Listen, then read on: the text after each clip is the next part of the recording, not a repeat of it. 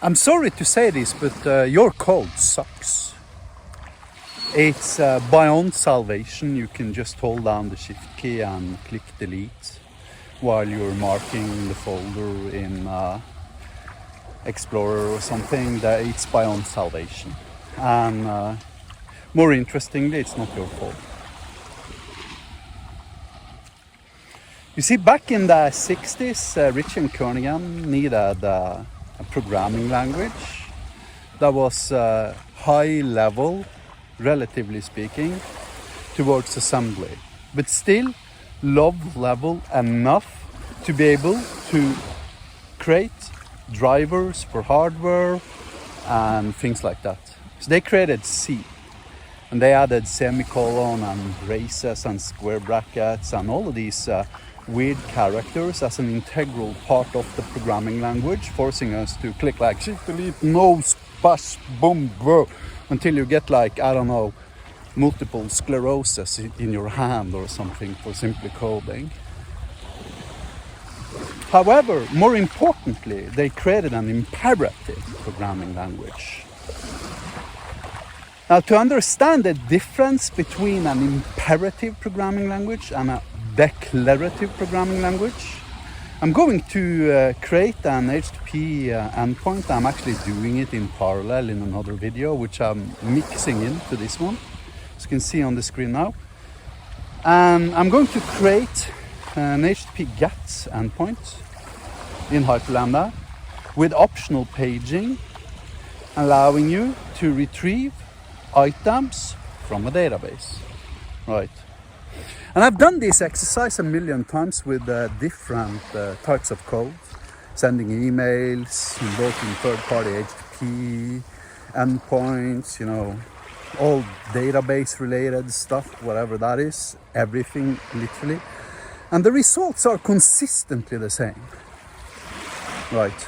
C#, Java, Python, PHP, C, GoLang, JavaScript, all of these imperative programming languages consistently produces 10 to 20 times as much code as I do in Hyperlambda.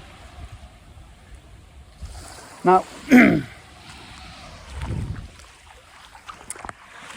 when I asked ChatGPT earlier today to port my Hyperlambda code to C#, then I neutrally asked it about the ratio, and then I neutrally asked it without providing leading questions.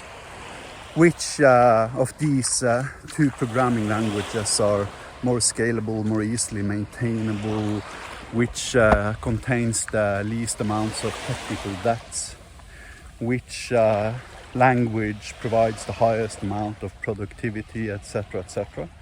And ChatGPT is 100% in agreement with me. Every single time it concludes with that Hyperlambda is simply better for all practical concerns. For all the tasks that 80% of us software developers are doing almost 100% of the time. You see, C as a programming language was created such that Ritchie and Kernighan could create an operating system. Are you creating an operating system? No, probably not.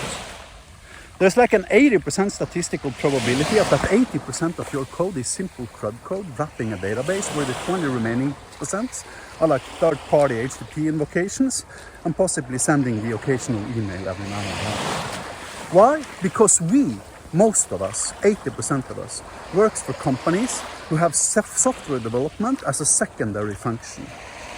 These can be companies such as, for instance, insurance companies, banks, your local church, whatever, right? So 80% of us are working with these kinds of problems.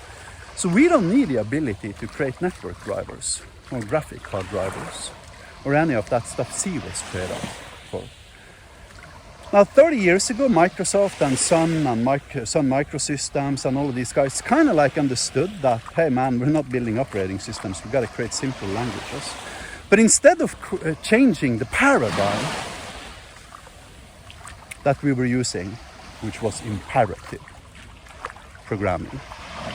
They added garbage collectors and stuff like that. And these innovations made us significantly more productive, I need to emphasize. I mean, if you take a software developer and you give him C, and you take another one which is equally skilled and you give him C# or Java or Python or something, and you tell him to create a CRUD HTTP web API, then obviously the C guy is probably not even going to be finished with, I mean, you know, the HTTP invocation sync before all the other guys are done with their solutions, right? But the same ratio of productivity difference is also present from those languages to Hyperlambda again. Meaning that, you know, if you don't want to code your business administration apps in C, then purely logically, you wouldn't want to create them in Java or C# or Python or GoLang either.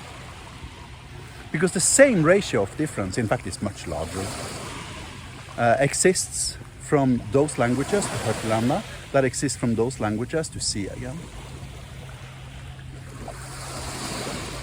So your code sucks because you have been given inferior tools that does not provide you with the means required for you to correctly instruct the computer about what the computer should be doing. And that's a language problem. It's not a library problem. It's not a you problem. Well, it is a you problem if you refuse to learn Hyperlambda. But the reasons why your code sucks is because your language sucks. Thank you for watching. Have a nice day.